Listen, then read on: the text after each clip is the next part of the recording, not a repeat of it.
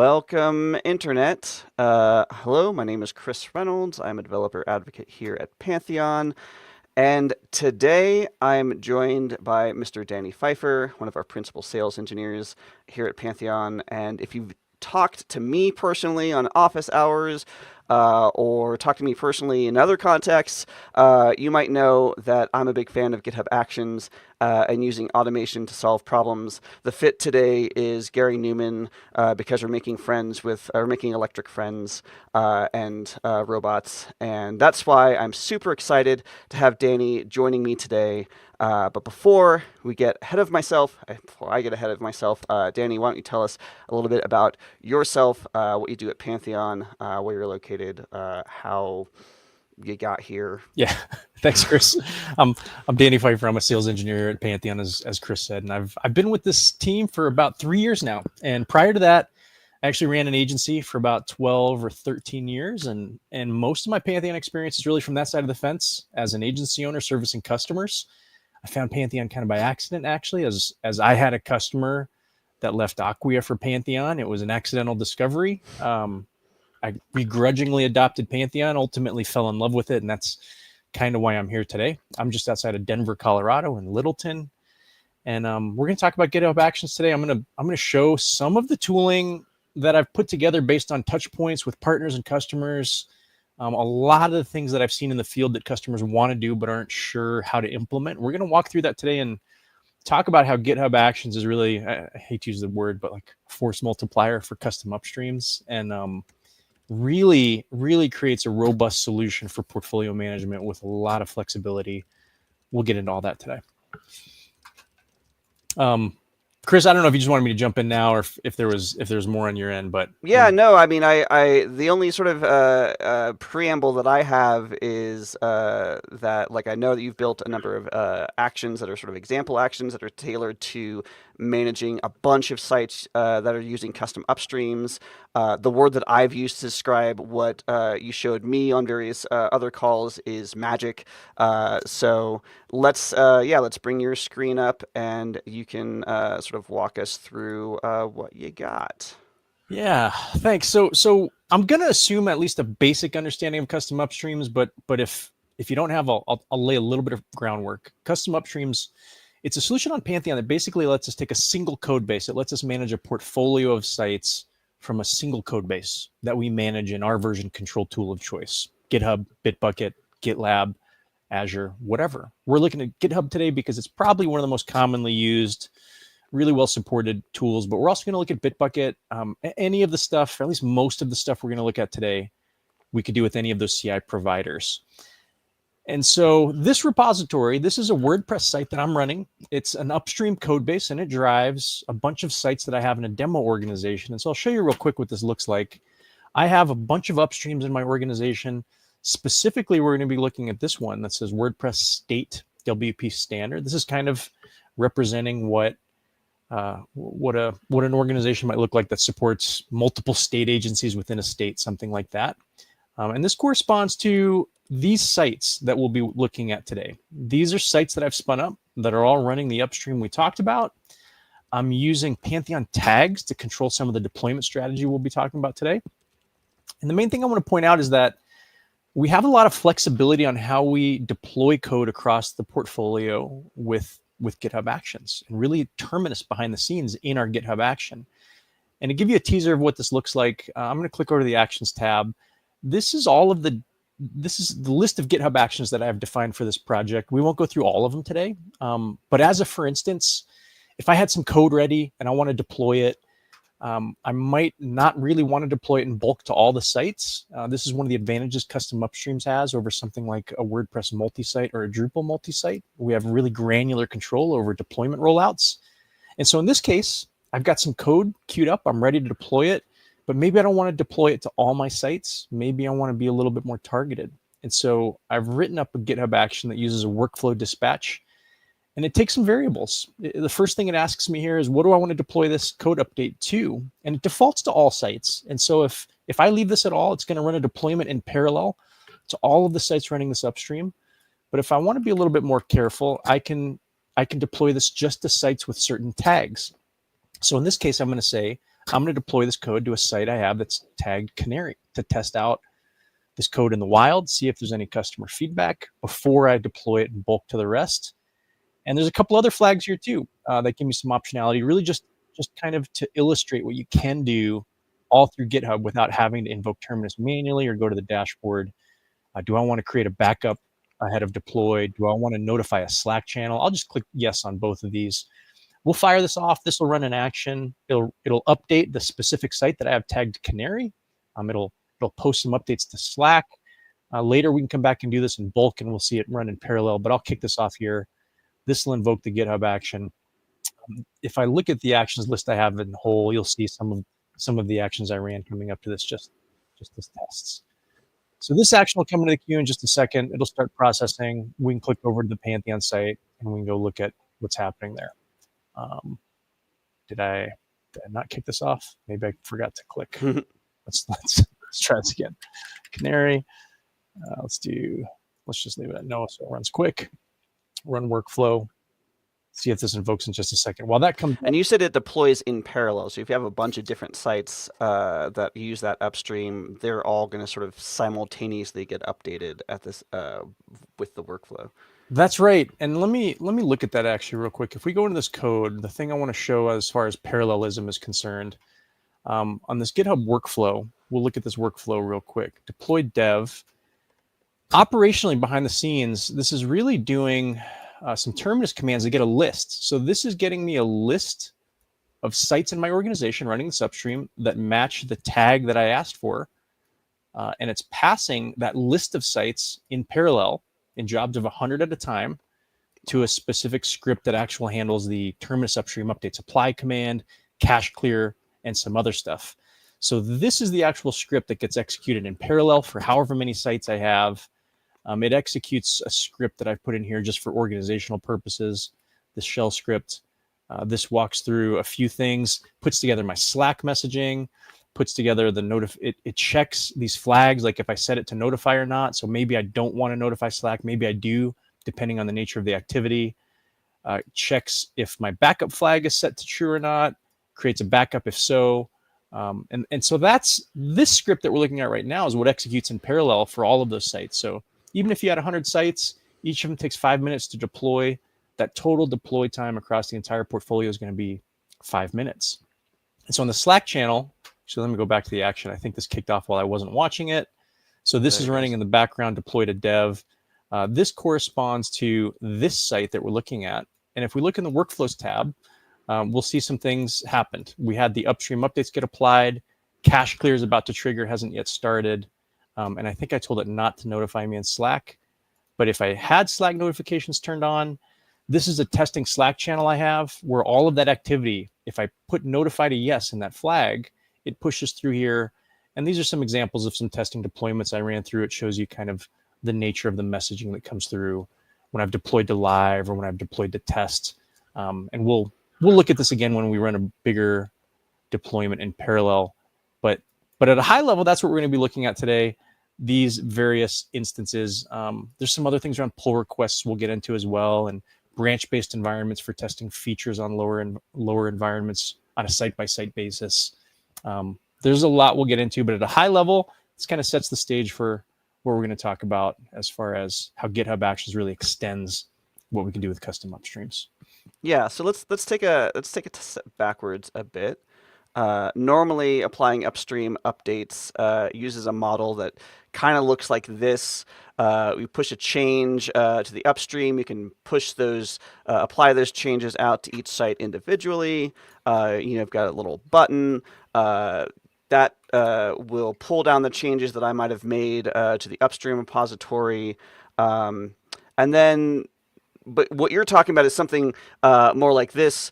Full disclosure to anybody who might be watching, these are Danny's slides that I stole. But like in this context, you might have like a little canary thing going on, and then like the actual deployment process, like hacking into the matrix and doing these parallel deployments to like potentially large amounts of sites.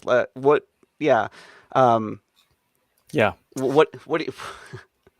I think one of the things I want to illustrate in this slide is the matrix is kind of ambiguous, and depending on what your portfolio looks like, you might have some sites that have different groups of stakeholders, or maybe some of these sites are really mission critical and some are less mission critical. And so we looked at a manual trigger to say, do I want to create backups? Yes or no? Do I want to notify Slack? Mm-hmm. Yes or no? But maybe you have that logic hard coded inside the GitHub action, and you say, okay, for these group of sites, I know I need to notify X Slack channel. For these group of sites, maybe I don't need that kind of visibility. And for these group of sites, I absolutely want to create backups as a first step. I don't want it to be optional. I don't want that to be able to be turned off. So you can do these kind of variable deployment strategies in that matrix step, which is really the GitHub action. And so whether it's a manual step or whether it's automatic, there's a lot of flexibility there to say, based on X conditions or X tags in the Pantheon dashboard, I want to process these differently. I want to push these all the way through to dev, test, and live, or maybe stop at test. So there's a ton we can do there, and the things that we're going to show today, they're really kind of just scratching the surface on what we can do. And the manual controls just increase visibility around the variables that we can interact with, but those don't have to be manual. Yeah, and that's what we were looking at a little bit earlier when you were showing that, and it's worth noting too that when custom upstreams were first developed by Pantheon, there wasn't anything like GitHub Actions that existed, at least not from a user level. So these things that we're looking at today. What we're doing are things that fundamentally weren't possible when Pantheon first built this stuff. So now that we do have something that is able to do this, let's dig in and get into the guts a little bit, and see a little bit a deeper layer of what you got going on. Yeah. So back to this custom upstream setup. I'm going to dive in a little bit deeper on some of the things that we touched on just in the intro, and those are really tags. So when we think about a big portfolio, if you're an agency partner, or if you're a standalone enterprise and you're managing a big portfolio of sites, organizing that portfolio is important to us from this perspective when reviewing and sifting through sites, but also from the deployment perspective. So I think a lot of people who work with Pantheon, they know they can tag sites, but I don't think a lot of people actually know you can leverage this in your deployment strategy. I mean, I certainly didn't. there we go, right? Terminus has the ability to filter lists of site by tags, and that's, tags is an ambiguous term. We're not talking about Git tags here. We're talking about Pantheon organizational tags. And so you can see I have a bunch of tags here. Some of these I have tagged as custom upstream. The things I want to point out, though, is this site in specific, State Agency 1, I've tagged this as Canary. So when we talk about that Canary deployment, this is a lower risk site for me, and it's going to be one of the first sites that gets that new feature pushed to live that I've rolled out. And the idea there is anything that can go wrong, it's going to go wrong in a low risk situation first. I've also got this tagged as low risk, along with a few other sites that are maybe lower traffic sites. They're not quite as mission critical. Some of these I have tagged as high risk. One of these I have tagged as last. And so this is just to illustrate some of the cadence or grouping you might want. Maybe these are geographical. Some teams, I think, they might want to do a rollout based on time zone. So if you had a global footprint, you might want to do things like deploy based on business hours in a time zone or around business hours. And those don't have to be real sites. They could just be like, a live site on Pantheon, but it's still a sandbox site or something. It's literally a canary. Doesn't necessarily have to be associated with something that has an actual domain that you care about. That's a great point. It doesn't even have to be a paid site plan. It can be a sandbox site. It can just be, like you said, an internal canary site to test. And depending on what the stakeholder group looks like, in this example where I have various state agencies in my demo, the assumption is that each state agency needs to do some QA on the site before they deploy it live. Like you've built this new feature in the custom upstream for all of the sites, but maybe there's a stakeholder review process. And state agency by state agency, maybe some are really responsive, maybe some aren't. And so this gives you the ability to deploy that new feature to a dev environment, or maybe even to test. But maybe those teams that are doing QA, they work at different paces. And the really fast team, they're ready to deploy it this week. Some of those other teams, they haven't gotten around to doing their QA for 2-3 weeks later. You're not stuck waiting on them. You can still deploy those updates out for the teams that are ready. And so you can move at the speed of the of the stakeholders involved for each project. That's one of the really nice things about custom upstreams. But let's talk about, go ahead, Chris. Well, I was just gonna say, like, I noticed you were talking about deploying things to test, and I did notice that amongst your actions, you have a dev action, a test action, and a live action. Do those things? I'm assuming that those workflows will sort of like obviously dev is just going to push to dev, but your test and live workflows are going to deploy like not just to dev, but also push it up to the test and live environments. Oh, that's a great question. So the way these are set up, they only trigger the specific environment. So if I was, for instance, if I said I want to run a deployment to live, this is not going to do all three steps. This is not doing dev and test and live. The idea just deploying here is what is ready to go to live. That's right. Live. Yeah, that's right. And so the idea here is maybe all the sites in my portfolio had this work queued up in test, and we use test for stakeholder review, right? And so some of those agencies are like, okay, we reviewed it, we're ready to go, let's push it to live. The idea here is we're pushing that stuff that was already reviewed and QA'd on the test environment to production. We don't really want to push the brand new feature that may not have been vetted yet. You could certainly do that if you wanted to have one action, and it's like, okay, we're going to do all of the steps, we're going to deploy to dev, then to test, then to live. You could wire that up if that matched your use case. In this case, these three separate actions, they're separate because they have some different defaults. For instance, on the dev deployment, when I run this, I've defaulted backup and Slack notifications to no, because maybe there's a lot of development activity. I don't really need that level of rigor or visibility. But when I go to deploy to live for production, I've defaulted these to yes on backup and yes on the notifications, because I probably want some visibility around a production deployment that just happened, right? That makes a lot of sense. This is also the scenario where you might not want the backup thing to be an option. You might just want to force that in the GitHub action. So there's optionality here around user inputs. But I do want to talk about this a little bit, because without GitHub Actions, if you were just running custom upstreams, let's look at this portfolio, and you had an upstream update available and you're ready to roll it out, the update mechanism, you can do it two ways. You can go to one of these specific sites, and this will show us that we have an upstream update available. Actually, I have 9 updates available on this particular site. So the normal way to do this with custom upstreams is I go to the site and I click apply updates, or I use Terminus upstream updates apply.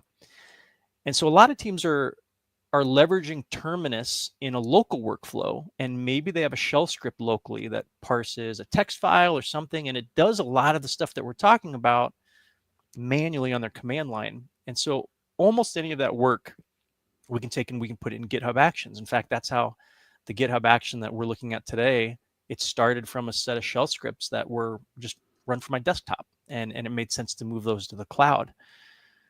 And so if you're using custom upstreams, you may have felt like there's some missing efficiency. You may have felt like, oh, it's kind of tedious to go site by site and click apply, apply, apply. Yep.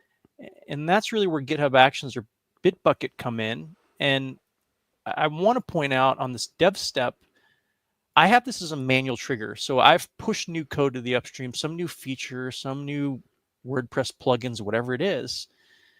I don't have those automatically deploying anywhere. They just sit in the upstream. A lot of teams will say, okay, whenever code comes into master, I want to automatically deploy that out to the dev environment of every single site. And then maybe you only manually want to control the test and the live deployments. That's another workflow that's really common. You say, okay, as soon as we're pushing code to master in the upstream, we're pushing it out to dev, or maybe even another multi-dev pre-production environment. And you can set that up automatically as well. This doesn't have to be manually fired. Okay, so that's the dev, the test, the live deployments. That's how using GitHub Actions is a little bit different than just using the native custom upstream tools. But some of the other things that we're addressing here are around other pain points we see customers have that are dealing with big portfolios. And so a couple of these here, you'll see they're prefixed with auto.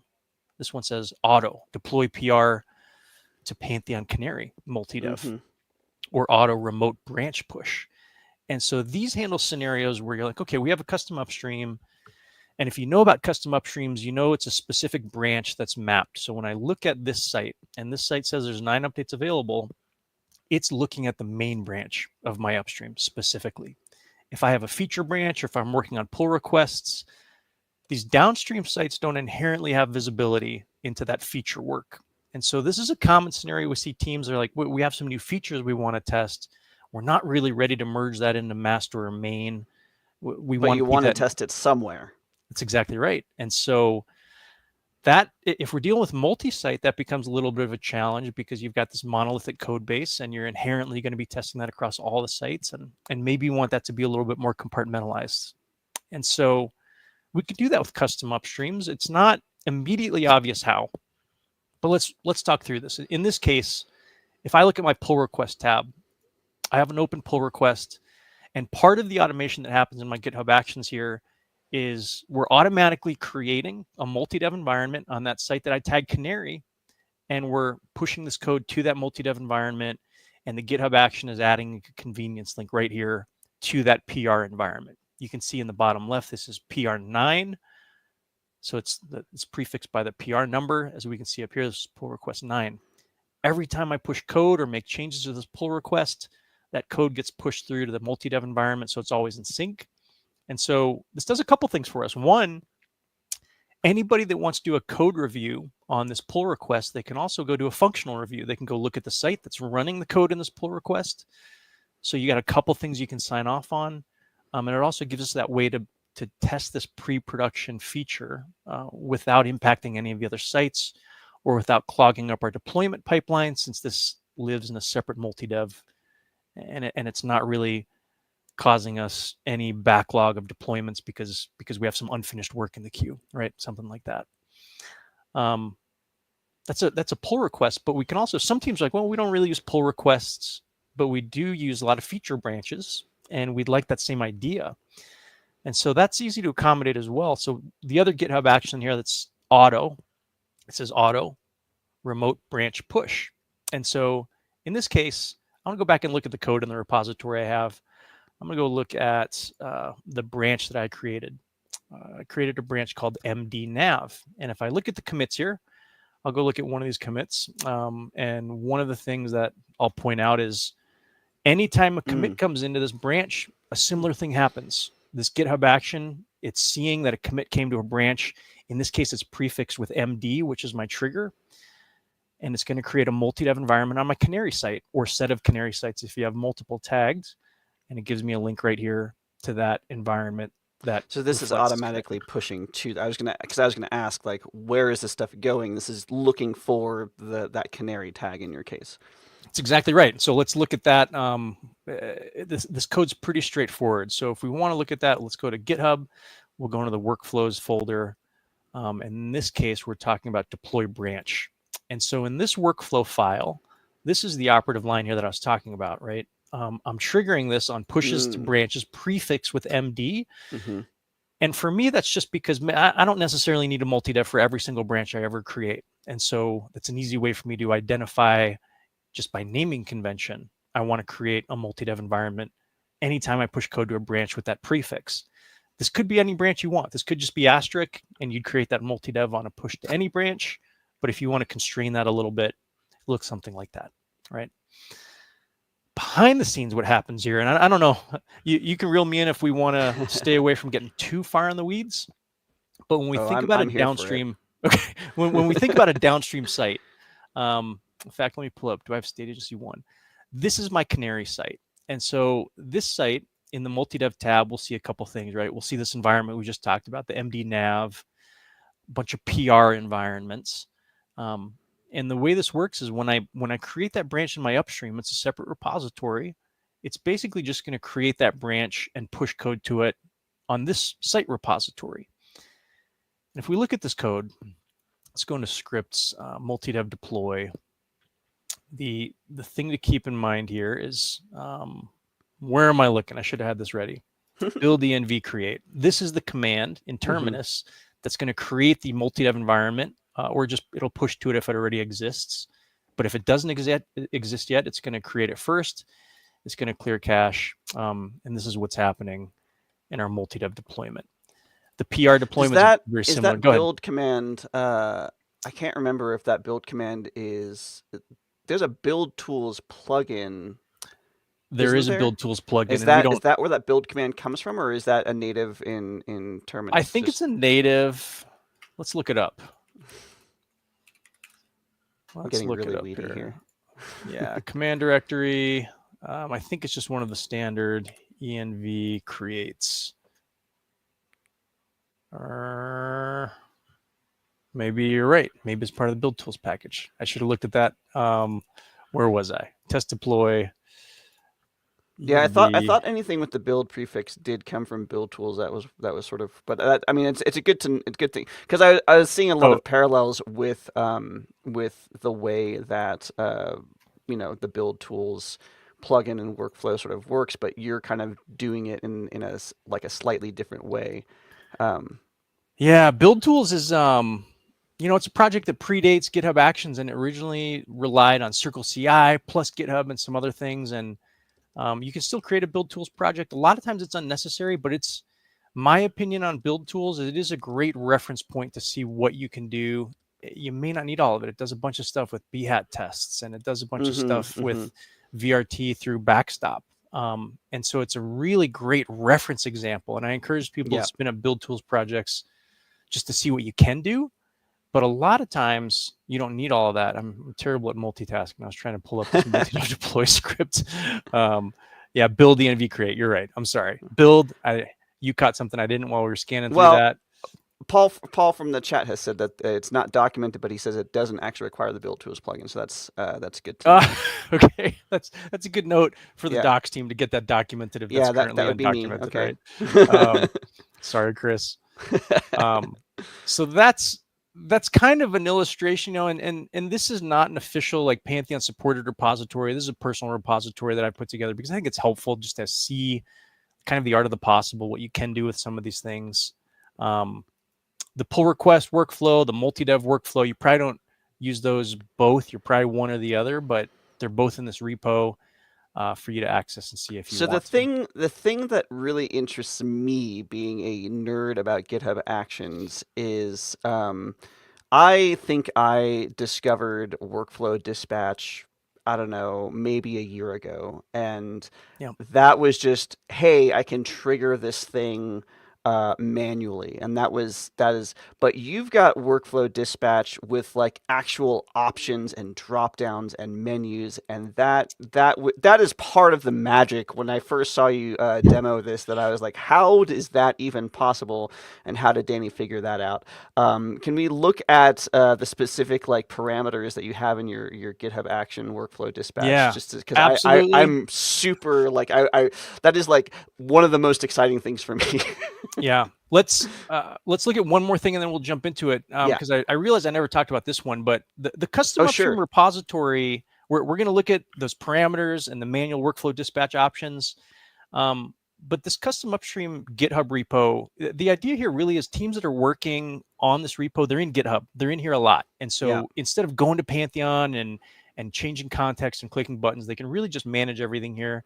And that includes creating brand new site instances. Like depending on the nature of your organization, the whole purpose of a custom upstream might just be it's your starting point for deploying new properties.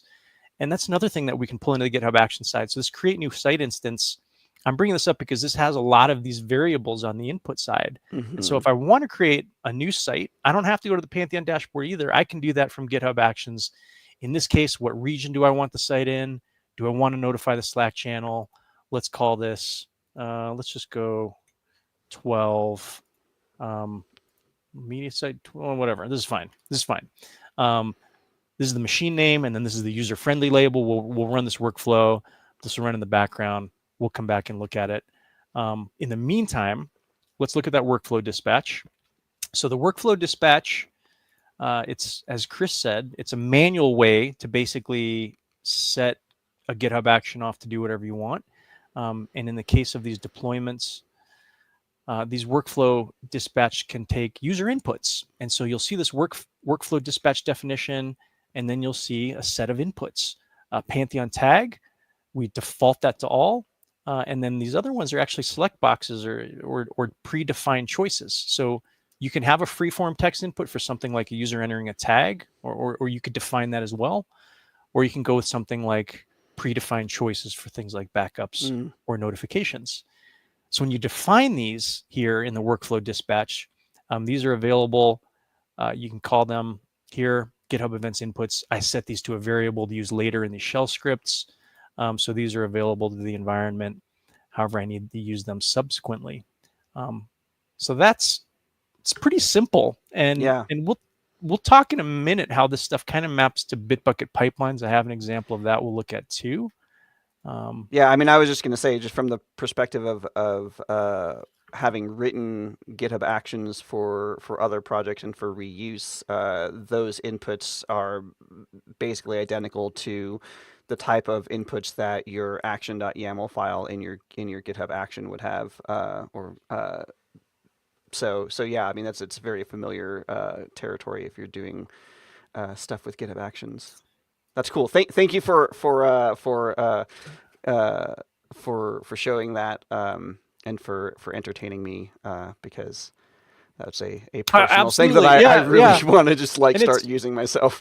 I think a lot of people, GitHub Actions is actually really simple. And if you've never used it, it might feel intimidating, but it's just a YAML file and it's a Yeah. bunch of bash scripting in my case. And so I mentioned this to you earlier, Chris, when we were talking, but all of the AI tools, they actually have really good awareness of GitHub Actions, and Hmm. they're really helpful in building stuff that you might not be completely familiar with. And so I leveraged it in translating some of the stuff to Bitbucket pipelines. It didn't get me 100% of the way there, but it certainly saved me some effort. And so if you're new to GitHub Actions, or if it's something you have a little bit of trepidation around, something like ChatGPT can really help you along quite a bit. Okay. Any other questions on that? The workflow dispatch or how we use these variables or anything? No, that was what I wanted to look at. I'm super excited. Yeah. But like you were saying, like this doesn't like we're talking a lot about GitHub Actions. The title of this live stream is GitHub Actions.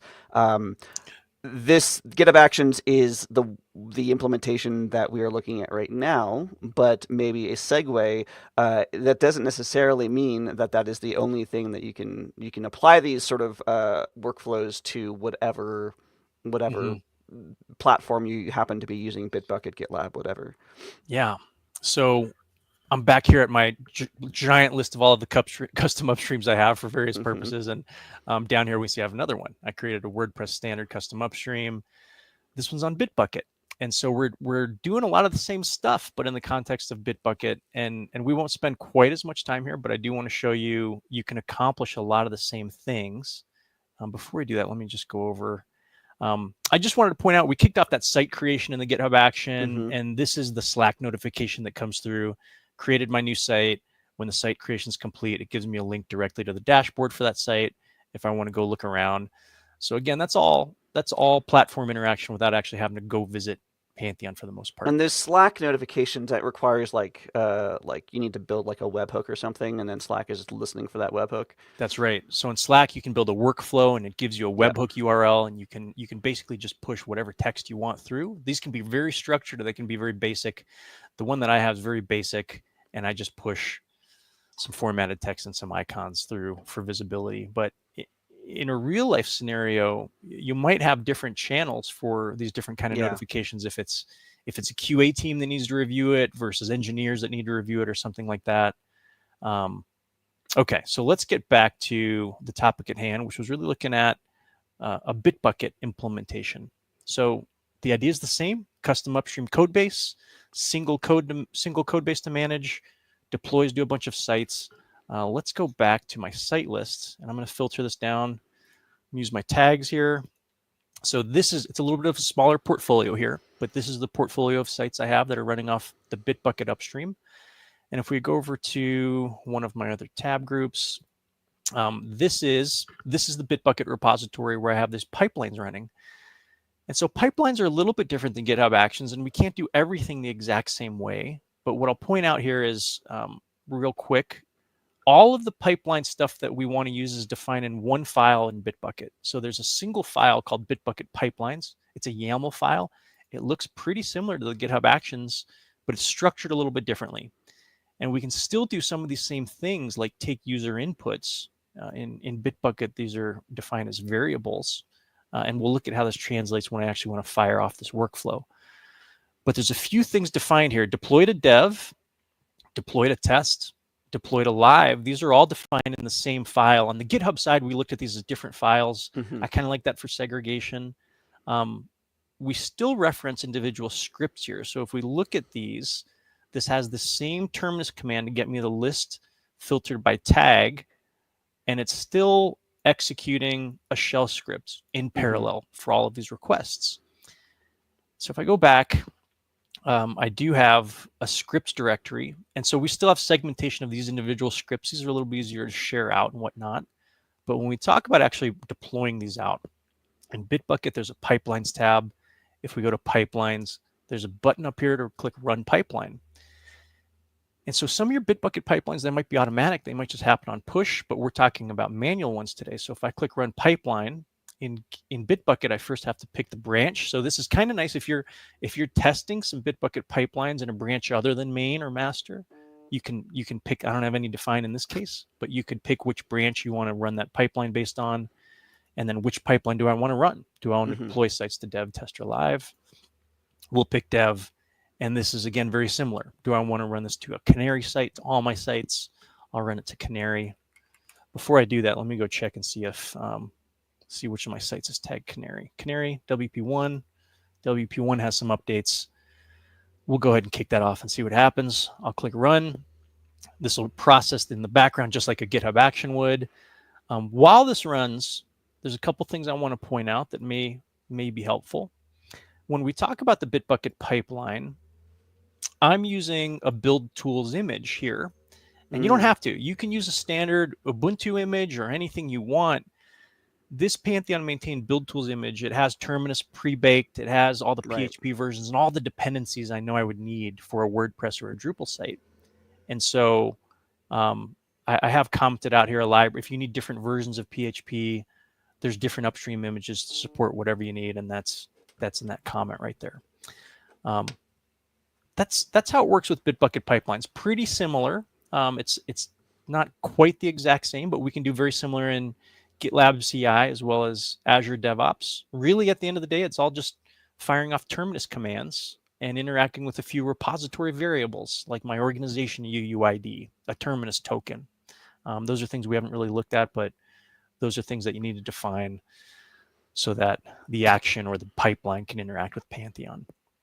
I think that makes sense. I know out of this context, you and I have had conversations about using, like, basically the way that you envision working with a custom upstream most effectively is to just build, like, work backwards from the perspective of having a site that uses that custom upstream, and that becomes your, like, test implementation of that custom upstream. Because when you're doing custom upstream things, like maintaining that upstream itself, it's not necessarily obvious how you would do development and maintain that upstream if it is your own thing. Yeah, it's a great point, and I've seen teams handle this so many ways. Because you're right, when we talk about the upstream, it's this code base. It's just code, right? It's just code. It's not a full application. It's not a full WordPress install.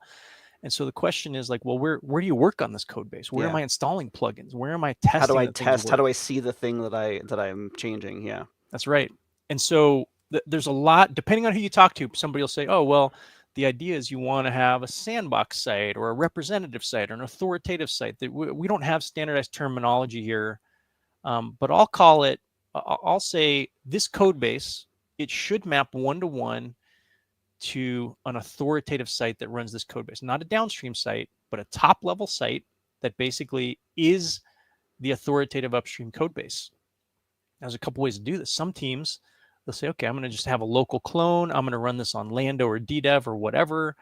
And that local WordPress site is the only site that runs this code base directly. And so I'm going to install a plugin on my local. I'm going to commit it. I'm going to push it. That's one way to do it. Another way to do it is some teams will say, okay, the start of my project, I'm going to just create a brand new vanilla WordPress site on Pantheon through the dashboard. I'm going to go create new site. I'm going to go click WordPress. And at the end of this process, I'm going to say, you know what? That's the code I'm going to push to GitHub to serve as my custom upstream code base.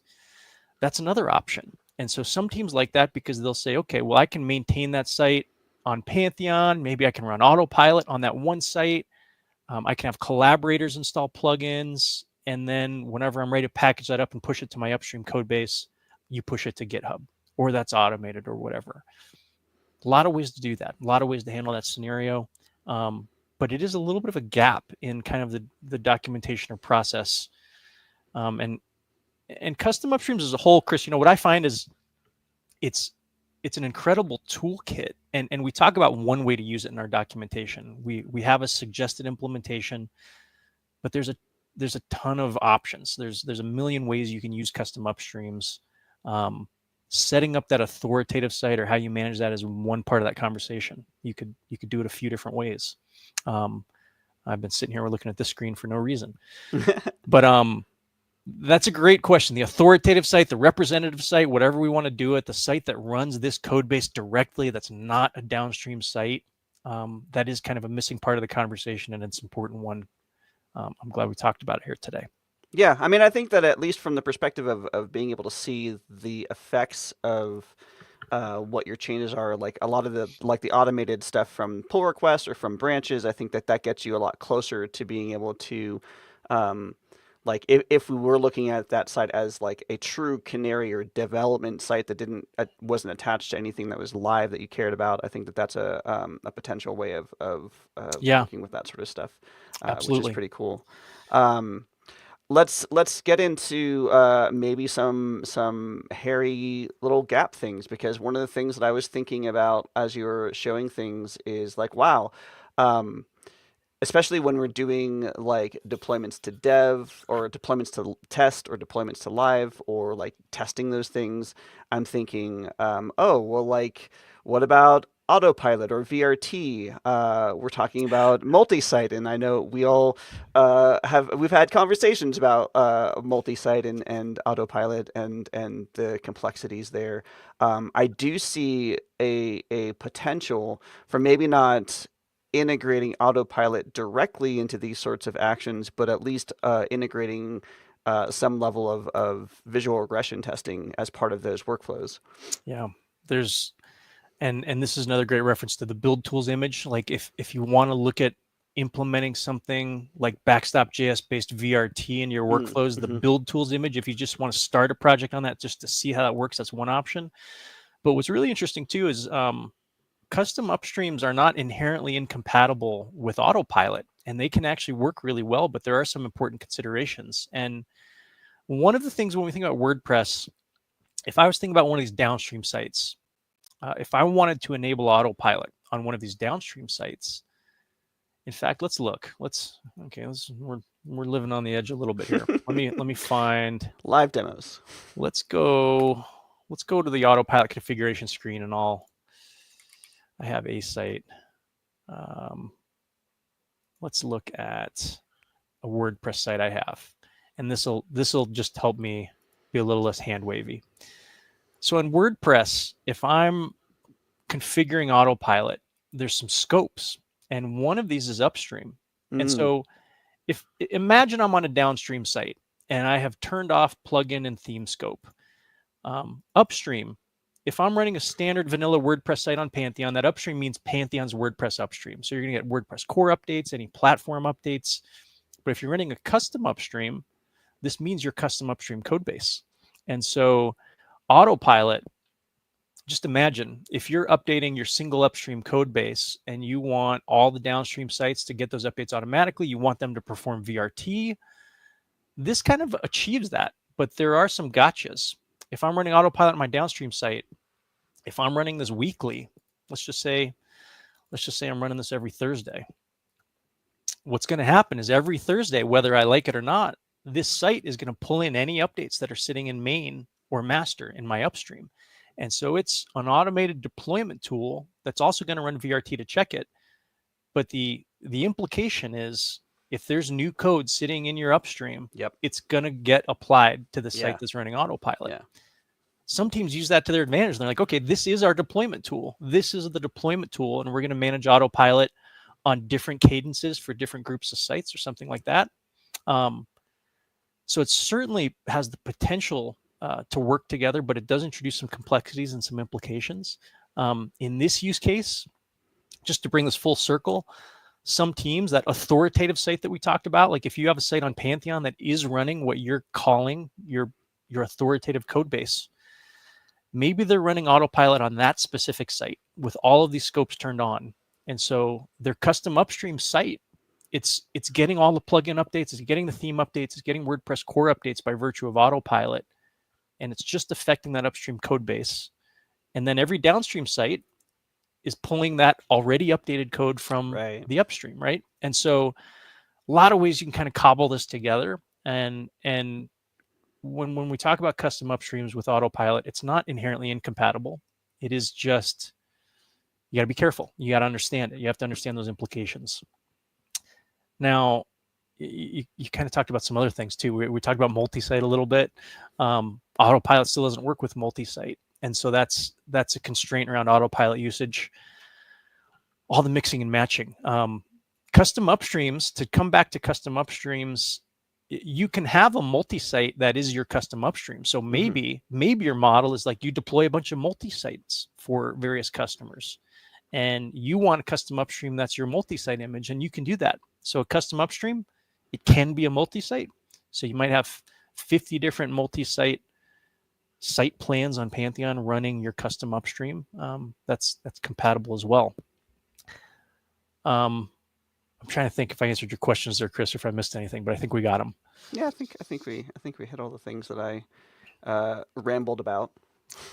I do want to bring, a personal story. When I discovered Pantheon, it's when I ran my agency, and we had a customer, and that customer was on, I'll just say the product name. They're on Acquia Site Factory, and they were moving to Pantheon. They got pitched on custom upstreams. And that was when I discovered custom upstreams in Pantheon. And one of the biggest pain points on the Site Factory deployments was that all of the deployment steps, like this is a Drupal site in this case, it was running things post-deployment steps, like updating the database schema with DrushUpDB or something like that. And because it did all of these things sequentially, those deployments would take upwards of 5 or 6 hours every time we wanted to push a code change. And so custom upstreams, the way we can parallelize those deployments, it cut the deployment time exponentially. It was ridiculous how much faster it was with parallel deployments. You don't have to use parallel deployments, but you certainly can. And I'd encourage you to if you have a big portfolio, because it just saves so much time. It took the release cycle from basically a full day exercise to a matter of minutes, and that was pretty game changing for the dev team on that project.